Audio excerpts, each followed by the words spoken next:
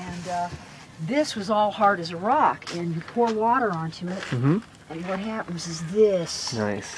Mud. Mud, mud, mud, mud, mud, and it feels so good.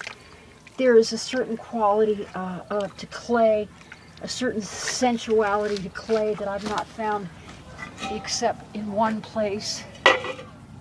Made clay. This is a little harder.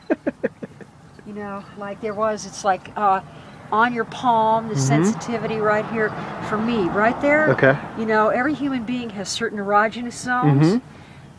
E-zone, baby. Right there. E-zone. Okay.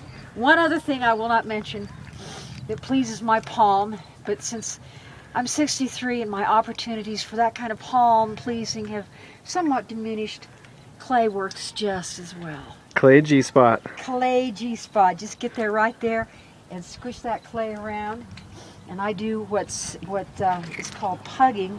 And basically what you're doing is just smushing the clay in and out and back and forth for two reasons: to blend the different bodies together so you have a consistent body to work with. Okay. But also there's iron particles and little magnetic particles that mix with your own magnetism, and they all start going the same direction, and what you want is those little magnetized particles all to be pointing north. And the best way to get them to be pointing north is to do just what I'm doing, squishing it in my hands. And other than the fact that I just love that feel, I love feeling clay in my hands. And then what it does is get a nice body. It has a nice feel to it. This needs a lot of work. It had to be rehydrated, but I have some here. And that takes several days, or? Sometimes a whole year. Really? The Japanese used to, and I do too, you leave it out, you let it get hot, you let it get cold, you let it freeze. Every temperature change does something to the clay body, and this clay is pretty much finished. And it's ready to go. You can shape it.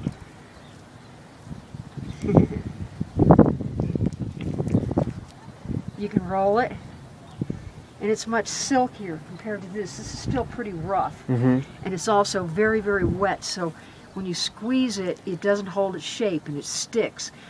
One of the ways you can tell when clay is ready is that it doesn't stick to your hands. And clay has its own time, like so many other things. Sometimes I'll come out here and it won't be ready for days and days, and then I walk out and it's ready. And that it has to be worked. It has to be worked that minute. It's not much different than bread, really. How long have you been doing clay work? Ever since I was a little kid, really. I found I was blessed in the fact that I had one or two very good teachers when the school system actually taught art as a child, when Eisenhower was king and all was right with the world, and we got to play in clay. But it really wasn't until I got up to WNMU and Claude Smith, who is a master potter and an excellent teacher, and did 14 semesters with him, not only as a student but also as his assistant. And he's a good teacher. He taught me a lot, and I just love it because I'm so into the dimension of cyberspace with my cyber art as well as my paintings.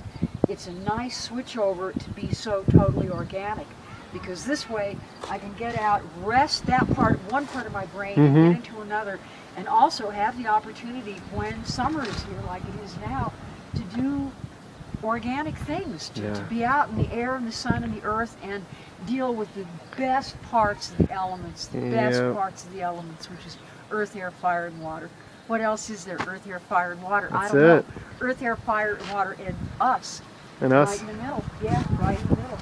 But now this little piece right here, I did that in 2000, and it's been outside ever since. And it got hit by a shovel at one point, and part of the face got knocked off. But all of these pieces are all about 7 or 8 years old, and they've all been outside in the elements, because I use what's called terracotta firing, which is an old Roman thing, Roman terracotta firing, which is basically a long bisque firing. I don't use any glazes, I use the red. And that's why it just broke my heart that this little baby got smashed, is the fact that she's got she was outside just long enough to pick up some of the natural colors. And when these are taken, when they're outside, when they're allowed to be exposed to the elements, they develop this exquisite patina that can only be done, can only be had by being outside, being in the elements. And this one has different colors of gray. That little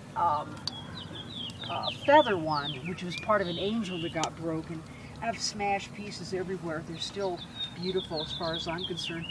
All the different colors, it's all the same clay body, but it was what it was exposed to, what elements it was exposed to that have given it that the different subtlety, the different shades. And that's why I don't bother with glazes. Why fuck around with glaze when you've got Mother Nature doing its thing too? The greatest glaze of all. Yeah, the greatest glaze of all. So anyway, that's my little tirade. I've been trying to keep up on Facebook, and God bless you, Doug, for having this incredible piece of equipment. My pleasure. So I can rant and rave and share with everyone the fact that yes, I'm out here. So this is just like total New Orleans wrecked havoc. These are all the pieces I've done. Let's see, what the hell is it? What day is it? Oh, a couple of months. A month, maybe 2 months at the most. They're all greenware, and this is all stuff that's going to get fired. Wow. And see back underneath it, isn't that pretty? Yeah. So these are things that can be in the garden, they can be on your desk, you can sit them up, you can lay them down, you can flip them over. These, you can see the different color variations. That's because I use this stuff called On-Go, which is basically a different colored clay you slap on the wet. It works. This one is a real challenge because what happened was it was still wet when I finished it, and we had this huge dust storm, and all this sand and grit blew onto it. Oh, yeah. And I was so dismayed. I tried to brush it off, and it wouldn't brush. It went into the clay instead.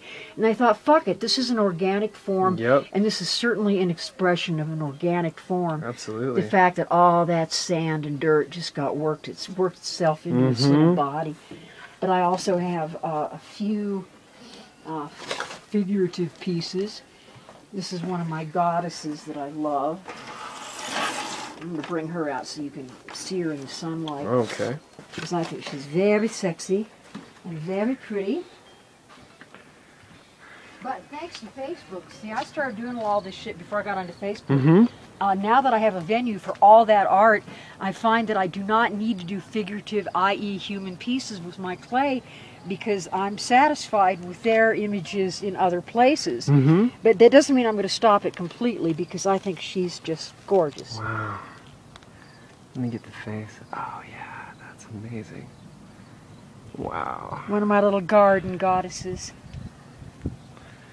So hopefully this weekend, God willing and the creek don't rise, all of these are going to be consigned to the fire. As a quote from Jack Ellis, a great teacher and an old friend, Macaroni Zen, the only thing you need in life is butter, ketchup, and self-respect. Amen. Amen.